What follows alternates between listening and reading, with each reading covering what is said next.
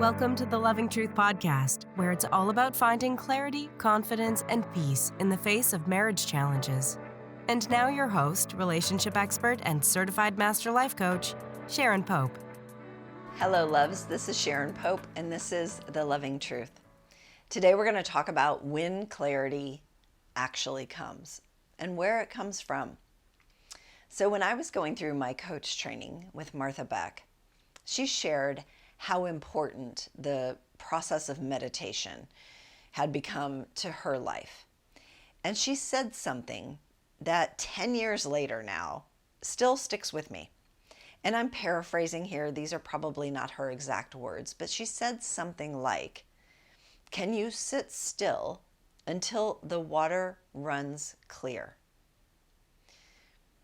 And the reason it sticks with me is because the visual of this says a lot, right? If you're thinking about a stream that has rushing waves or rapids going down it, you cannot see your reflection, right? But if you see a pond or a stream where there's not, like, it hasn't been raining, 5 inches upstream, and now there's all these rushing rapids, like now it's just a gentle, slow brook of a stream. Now you can see your reflection. So when our emotions are raging, we can't see things clearly, okay? We can't see our reflection in a boiling pot of water or a raging sea. We can't see things clearly. So when we are pissed at our partner, when we are hurt and we're confused and we're heartbroken, or when we're just feeling shame and embarrassment about how we hurt our partner, we can't see things clearly. Nothing is clear, right? We don't know who we are and what we really desire. We don't know the outcome we're aiming for. So we're not very direct in how we approach these challenges. We're not seeing our partner clearly, and certainly not with much compassion when our anger is really riled up. And we certainly do not see our relationship itself very clearly, probably way more focused on all the negative things, all the things that are broken and do not work about us as a couple, with almost no time or attention being spent on why we still truly love each other.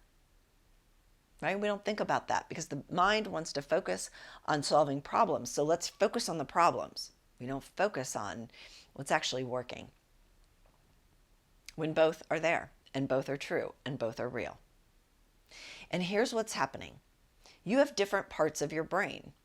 The two biggest parts that I speak of, one is your reptilian mind or your lizard mind or your brainstem. That's where fight or flight lives. We all have it. When that is on overdrive, you cannot access the most useful part of your brain, which is your prefrontal cortex. This is where all your decision making happens, right? This is where we're making conscious, rational, logical choices. We're able to weigh the pros and cons and come up with the right decision for ourselves. But you cannot access that part of your brain when your brainstem is in overdrive, when your fight or flight is in overdrive.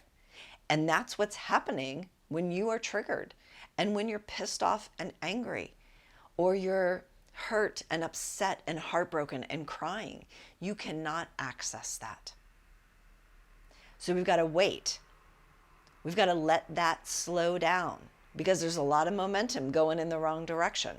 And just like a train that's going 80 miles an hour in this direction, you cannot get it to go 80 miles an hour in this direction at the snap of a finger. Now you can get it going in a new direction, but you need to be able to bring it into the station, slow it down, bring it to a stop, turn it around, and start going the other way. And it's the same way with the momentum of our emotions. Okay? So oftentimes when people find me, they're seeking clarity, of course, about their marriage. Their marriage has been struggling. They've been trying to fix it. It hasn't been successful. They're thinking the only answer might be to leave, but that's terrifying. And so they get stuck in this place of real inner turmoil. And so you cannot get to clarity when you're feeling that way. right? So one of the things that I help them do is start to understand their mind and start to slow down the thought processes that are keeping them from coming to clarity. When we're upset and angry and hurt, we will say things that don't align with who we are. We'll do things that don't align with how we want to show up in this world. We'll say and do things that don't even really reflect how we feel about this person. We're just acting out of anger and hurt. And here's the interesting thing, is that when our marriage is struggling, and we think that the only answer is to potentially end the relationship, we'll wait till there's a big argument, right? We'll wait till there's a big blow up. And then we'll be like, well, screw you. I'm out of here. We're done. I'm getting a divorce. I'm contacting an attorney Monday. F you, right? Why do we do that? Why do we wait until we're pissed before we finally say how we're really feeling? Or at least with some oomph behind it, right? Why do we wait? The reason we do that is because anger gives us courage. But courage is not the same thing as clarity, my friends. The more we're in our anger, the less clear we are. We have a lot of courage. We'll say all the things. We'll do all the hard things that we've been hesitant to do for years. In a moment of real anger, we have a lot of courage, but we are our least clear selves. So, clarity does not come from a place of anger. It just doesn't, right? It's the boiling water in the pot that you can't see your reflection in. It's the raging sea that you can't see your reflection in, okay? So you can't see things very clearly when you're angry and you're upset. But where you can get clarity is from a place of within, going within. And that's why what Martha Beck was talking about was, can you sit still? Can you be with yourself in a quiet moment, asking and answering the difficult questions for yourself, owning your choices, taking accountability and responsibility, and coming with answers to those deep questions? Can you sit still long enough with yourself for those answers to come to you? Because if you can, those answers do come. But in order to hear that, you've got to quiet the outside noise, right? We've got to stop asking everyone else, well, what do you think I should do? What do you think I should do? Adding other people's fears on top of your own fears about what's happening in your marriage is not actually going to help you. It's just going to layer more crap that you've got to wade through. It's not, adding more voices is not going to help you hear your voice, okay? So people want to ask me about the story of my first marriage all the time, you know, and I'm glad to answer their questions. They want to say things like, well, Sharon, how did you know when your first marriage was over? Do you regret your decision at all? Or my personal favorite is, if you knew then what you know now, would you have stayed? Like, they want to ask me all these questions. And to be honest, I'm glad to share my story because I know that it helps people feel less alone. So often when we're struggling in our marriage, we feel like we're the only ones that are facing this. And they don't realize that, nope, there's actually millions of women around the world that are feeling the exact same way that you are, as soon as we finally open up and tell the truth about that. So I am glad to do that for that purpose, to help people feel not so alone. But my friends, my story, while mildly entertaining, has nothing to do with you. Has nothing to do with you and your story. My answer for my marriage, my first marriage, and for my heart and my life is not the same thing as your answer for your heart, your marriage, and your life. Right? It's just not. Most people, I'll be honest with you, most people wants you to do what they did. Like the advice they're going to give you is going to sound very similar to what they did in their lives because they want to feel good about the choices that they made in their lives. Or they screwed it all up and they know they screwed it all up and they're going to tell you to do the exact opposite of what they did. But this is why asking other people isn't actually helpful. Certainly people without any training in relationships. Asking other people what you should do, it's filled with their challenges, their fears, their insecurities, their doubts, their life experiences that have led them to think a certain way. And it doesn't make it wrong. It just makes it right for them. But their story, just like my story, has nothing to do with you.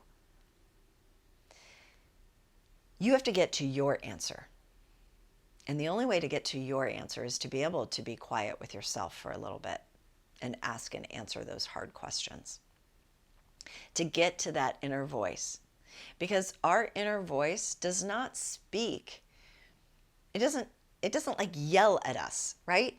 We think that we're going to get like the big answer where there's going to be like the heavens are going to part and there's going to be fireworks and all this stuff and it's going to be undeniable.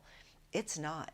I will tell you that I remember very clearly, I just had this little whisper and I don't know where it came from, but I trust it.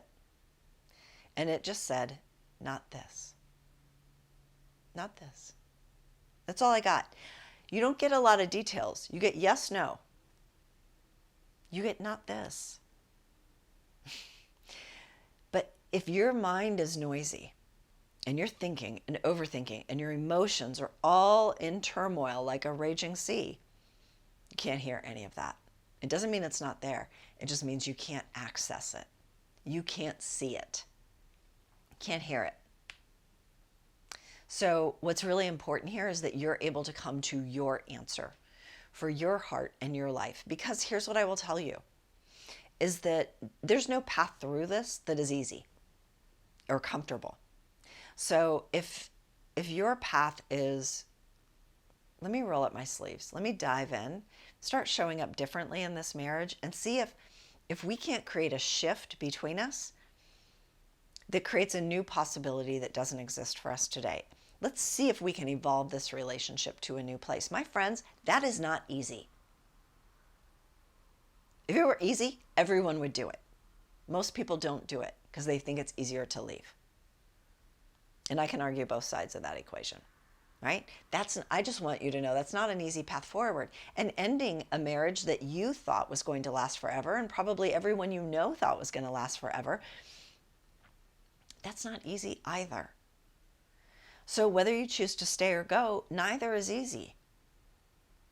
And so that's why when you're doing it for your kids, or you're doing it for your mother, or you're doing it because your best friend thinks your husband's a piece of shit, like, it's not going to be enough to carry you through those challenging times. Because either answer is really challenging.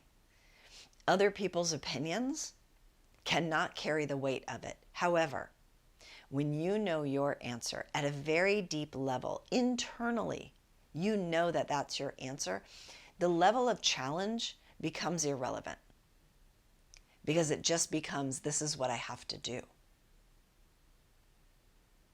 But when it's all about what everyone else thinks, and you don't know what you think, you will end up back in this place of comfortable discomfort. It's a place of I don't know. I don't know if I should stay. I don't know if I should go. I'm in indecision. I don't know. I'll just stay in this I don't know. That's a comfortable discomfort that we become a little bit comfortable in. Because to take a step forward to fix my marriage feels scary. And to take a step forward towards ending my marriage feels scary. So maybe I'll just stay in this place that I know how to wake up and exist in. I'm not happy. I'm in discomfort. But I become a little bit too comfortable with my discomfort. And that's what I mean. So, my friends, if you want to come to clarity, one of the things you've got to start wrapping your mind around is that the answer is not outside of you. It's actually within you. But you've got to be able to learn how to manage your mind better so that you can manage your emotions better, so that you can hear and access those whispers and that internal knowing that we all have when we can quiet some of the madness that is all around us and sometimes feels like is within us. And that's where you get your answer. And then that's when the tools that you get equipped with to be able to navigate that answer, whether that's to reinvest in the marriage and apply tools in a new way that you were never equipped with, or it's to unwind the marriage and do it in the most loving and peaceful way possible. Now you can access those tools and really apply them in your life to create an entirely different outcome, an entirely different possibility that maybe didn't exist 30 minutes ago. All right. I hope that's helpful for you. I hope that gives you a little bit of a glimpse in terms of the walk towards coming to clarity for your life and your marriage. Until next time, take good care. If you're listening to this podcast because you're struggling to decide whether to stay or go in your marriage, and you're serious about finding that answer, it's time to book a Truth and Clarity session with a member of my team. On the call, we'll discuss where you are in your marriage and explore if there's a fit for you and I to work together so you can make and execute the right decision for you and your marriage. Go to clarityformymarriage.com to fill out an application now. That's clarityformymarriage.com.